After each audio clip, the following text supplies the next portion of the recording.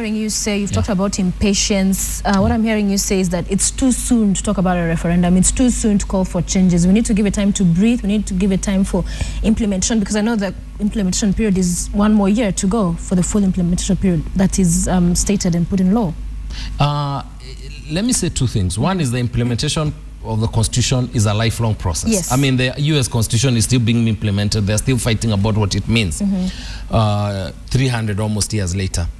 What was given 5 years is the life of the Commission. The understanding was that by the time 5 years are done, there will be other institutions that can take over the process of implementation. The CIC doesn't need to be there, which we completely support. I think on the issue of the referendum, let me start with the CIC position. The CIC position is that the concept of a referendum is a constitutional right.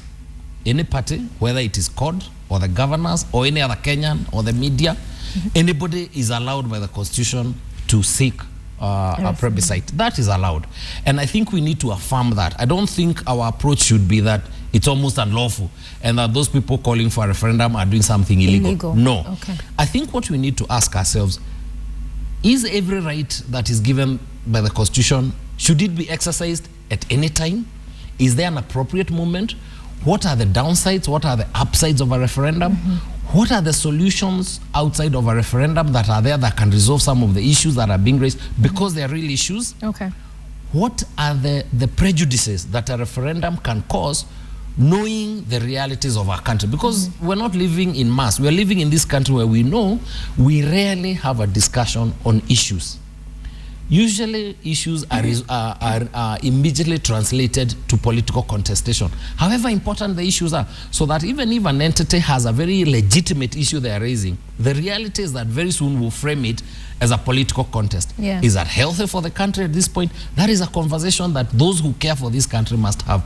But it is not to say that therefore to call for a referendum is, because why then would the Constitution have a whole clause? So it is okay, it is legal, it is lawful, they're not out of the question is timing. The question is timing, and what are the issues we are raising? And number two, are there other ways in which we can resolve those issues outside of referendum? Okay. And remember, Sophia, and I listened a bit to Gunjiri.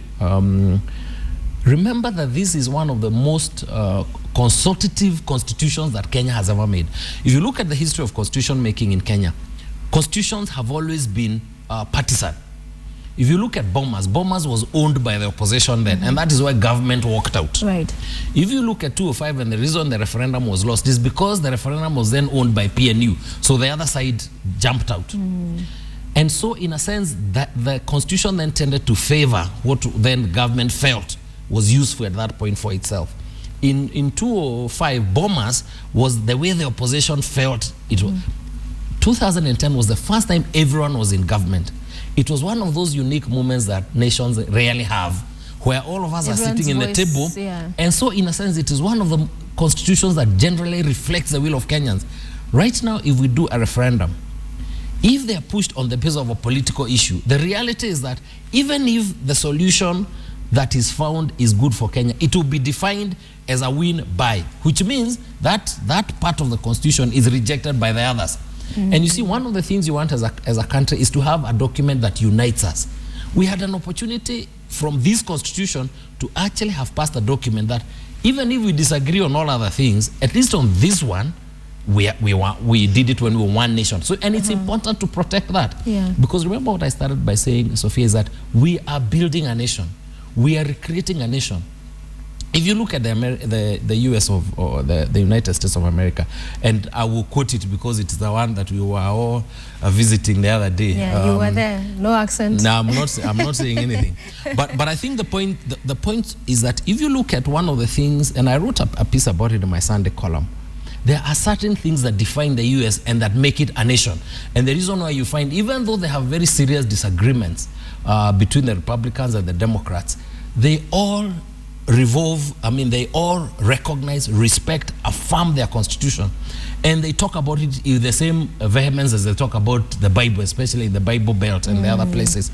That is because they recognize that if you're going to have a nation, you need one point at which everybody can relate to. Okay. The minute we start breaking that apart, in a partisan manner, it can be very, very dangerous. So you're saying issues is what, and we're going to get into that, the issues that are being raised, and at least on one, we are seeing both parties calling for the referendum agreeing on, and that's devolution. But first, what would be the right time to have a referendum? You said the timing is what's wrong. What in the CIC's thinking would be the right time? Now, it's difficult to say, you know, on the 7th year, on the 9th year, but these are certain principles that should inform it. One is that, and it's a point I made, is that a lot of the issues that are being raised have solutions in law. You actually don't need a constitutional process. Okay.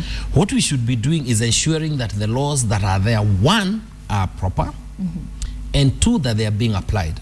Let me give you an example, a very simple example. On devolution, one of the challenges that county governments are having, even right now as we speak, is that they don't have money. Why don't they have money? The money has been allocated, but Parliament has not passed the law to allow the Treasury to release the money. That has nothing to do with the Constitution. That has everything to do with the same members of Parliament, by the way, many of them who are on platforms talking about how devolution is being killed, but they have not passed the law that allows the money to for the money to pass. Now, is that a problem of the Constitution? Look at the question of the monies allocated to the county governments. It is alleged that we need to pass a law to increase the amount available. Yes. But we have a process in the Constitution now which would actually allow for even 70% of the money to go to the counties. That decision is made by who? It is made by the Senate. It is made by the National Assembly. You do not need actually to amend the Constitution to resolve that issue if people took their responsibility seriously. So what I'm saying is that what we need to do is let us utilize the opportunities that exist now. Now, if those don't work, once we have decided that actually, despite that this is not working, then let us say, is there a solution in amending the Constitution? Let us not run to amend the Constitution before we have checked whether the laws are working. And I'm keen to hear what you have to say in as far as what exactly the law provides for in as far as mechanisms to allow still for more funding to go down to the counties, because that's where we are seeing at least a lot of ground being gained in as far as pushing for the same. But there's something the president said, I think it was yesterday. Want to have a listen, and we'll continue with the conversation. Of course, he's been contributing a lot. He thinks, you know what, first work with what you have and stop calling for more. Let's listen to the president and we'll continue the discussion. We cannot continue just talk about change. We cannot continue just to talk about transformation. We must actually do it. When we are out there and we are saying, huko ati sasa tunataka tuende tufanye sijui referendum ati kwa sababu tunataka kuongezwa pesa. Why don't you first manage what you have properly? You know, my brothers, why don't we first manage what we have properly? Us in the national government, you who are in charge of county governments, let us manage these resources first. Ndio tujue kama tunataka zingine au tuna haja na zingine. Lakini ukifikiria the answer to everything is to throw money, where is this money going to come from? Which tax are we going to go and increase kodi kwa mwananchi? Ndio tupate. Let us use what we have properly. Let us focus our attention on growing our economy. And once we have grown our economy, even the resources available, both to the national government and to the county government, for development projects will also increase. Lakini maneno pa, anyway, mimi huko. The president there speaking to the question of more funds to the counties. The governors pushing for more pesa mashinani, and of course scored one of their big pointers in their push as well is more money to the counties. But what